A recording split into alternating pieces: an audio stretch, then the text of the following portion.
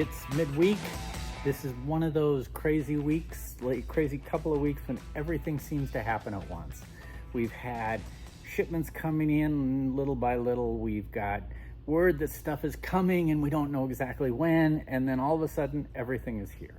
So first off, let's talk a little bit about Konga. All right, I know you've been waiting for this for a couple of years. It's finally here. We've got a few left in stock. We've got more coming, so stay tuned for that. Today, we're going to take a look at what's inside the box. Now, I know we've talked about what was inside the box previously. This is a production version. We'll take a look at that, and then maybe this weekend I'll slap this one together. It'd be kind of nice to have this on hand and show it off at the IPMS Nationals, which are coming up in just a couple of weeks. So be sure to mark your calendars. If you haven't made plans to go to Hampton, Virginia, we're looking forward to seeing you. We will have some cool stuff. Now, let me show you what some of that cool stuff is. This is Mothman. It is a new kit from Pegasus, or Pegasus Mobius. The sculpt is by Jeff Yeager. You all know Jeff. He did the Batman kits for Mobius models and a few other things. Mothman, supposed to be the first in a series of new kits.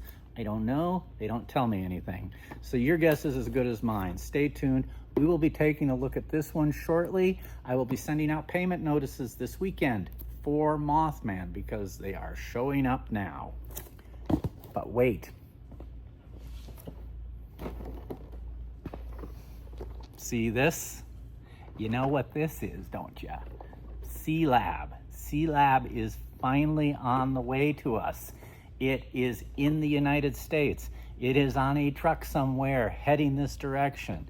We should have them next week. I'm so excited. So, one of the things I want to do this week is shoot another video and show you what's inside the box. I've held off on telling you about what's inside Sealab because it's gotten delayed. First, we had the guillotine, and the guillotine was delayed. And then after the guillotine was delayed, then the witch was delayed. And then the witch was delayed. And so we finally get the witch here, and we're trying to finish this thing up, and we don't have any artwork for the box. We don't have any instruction sheets because so I had to engage somebody else. A wonderful person in the hobby came through and has helped us out on this stuff. I don't know if you know Michael Berglund, but he worked wonders. He whipped up the box art for this. He whipped up the instruction sheet for this. And then we had to get it over here, okay? We got tariffs. Tariffs get slapped on it. 145%. That would have jacked the price up on this thing quite a bit. And so I freaked out. A couple months go by. I'm kind of going to live with this 145% tariff. And then they knock it down to 30. And I get on the phone and I get working to get the kits over here and moving quickly through the system. And the good news is I heard they are arriving next week. So I'm a little ecstatic. It's been a long time coming. Anyway, I've rambled on long enough. Let's go take a look at what's in the box with Konga. So before we get working on Konga, let me first tell you about this new book by Glenn Swanson. Many of you know Glenn. He comes to Wonderfest. He makes posts on Facebook.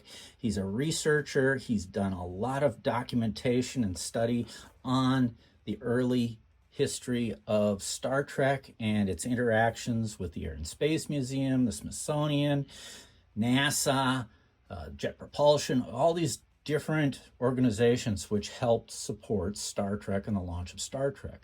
So this book is fascinating. It has behind the scenes rare images of Star Trek models, of Star Trek props, the people that were involved in the series and helped get it launched, the story of AMT models and their involvement with Star Trek and how the Star Trek model kits came to be.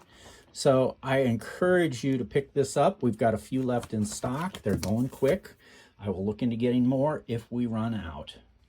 Now, if you're buying this book, you may also want to get this one, The Enterprise and the Model Maker. This is about Richard Dayton. It's written by his daughter. It's all about the building of the Enterprise studio model, the 11-footer that now sits in the Smithsonian. And I would be remiss if I didn't talk about the Starfleet assembly manuals.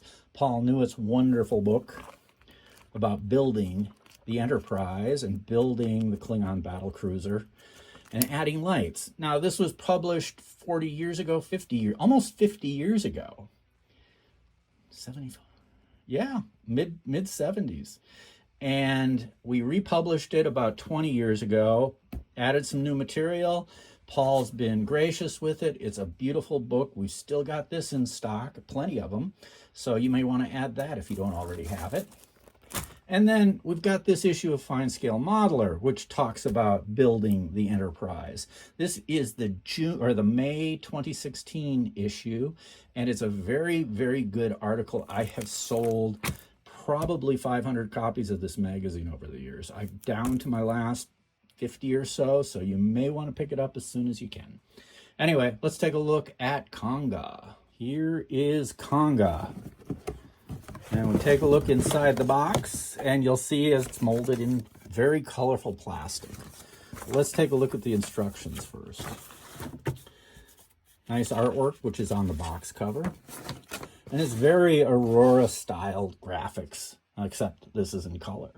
And if you want to see what the model looks like when it's built up and painted, there's a beautiful picture there. It's a real simple Aurora-style build. And I'm going to do my darndest to get one of these built in the next couple of days. And the back of the instruction sheet, full color, promotes all the other kits from Monarch Models. We've got these all in stock. We're getting a reissue of the regular fly kit coming soon, so stay tuned for that. Konga is a pretty basic kit. The figure is molded in bright orange. It's a torso, couple of arms, feet, goes together real simply. The base molded in green. It's got the raised name Konga and the debris on the ground. A couple of human figures to go with the kit and be terrorized by the gorilla. And the basics of the buildings. So this is going to be a fun little kit to whip up over the next couple of days. And we'll do a quick paint job on it so you can see what it looks like. Stay tuned. So I've rambled on and I've rambled on. I've talked long enough. I bet you were wishing I would shut up. In any event, just a reminder, the IPMS Nationals, Hampton, Virginia, August 6th, 7th, 8th, and 9th. So please join us for that show. It's always a good show. More models than you can ever imagine. I'll be there. Squadron will be there. I'm sure there's going to be plenty of other dealers there. We will have Sealab coming next week. I will get those packed up and shipped out as quick as I can.